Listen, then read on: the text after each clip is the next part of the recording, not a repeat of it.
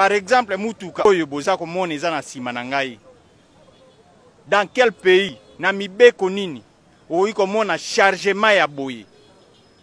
Notre chef, le commissaire provincial, ya ville province ya Kinshasa, appelle ça qui ba ordre pour na appui PCR. Que le territoire, il faut tout appuyer PCR, na rôle na bango ya ko régler circulation.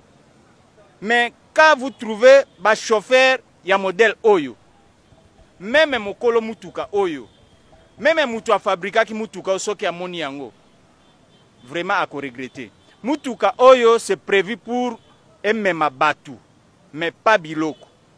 Mais tala chargement oyo atie likolo na yebite soki za remorque ou bien soki za mutuka nini. Tina kati marchandise zali. Aleki na ba barrière nyoso kolongwa lufu. Ti akoma na kati ya centre ville ya Kinshasa ndenge nini. On se pose des questions. Parce que ce que tali likolo, ce qui vous filmer très bien likolo. Il y a eu 4 personnes na likolo ya biloko oyo, moni ba chaise batie likolo kuna likolo ya biloko oyo. Batu bazako fanda likolo kuna. Quel risque?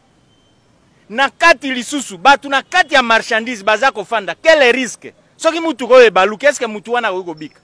C'est pourquoi on se pose des questions. Baleki nzela nini? Baleki ndenge nini pour que chargement ya boye ekomawa. Mais malchance pour na bango, baleki na nzela district ya Funa.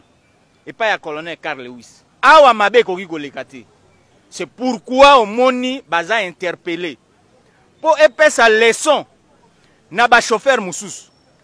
Oyo baza ko sala ba chargement ya boye ko tia population na risque. Parce que biso tozali police pour na ko sécuriser population na biloko na bango. Ko sécuriser mutu, ce n'est pas seulement ko kende kola na ndako ne pour moyibe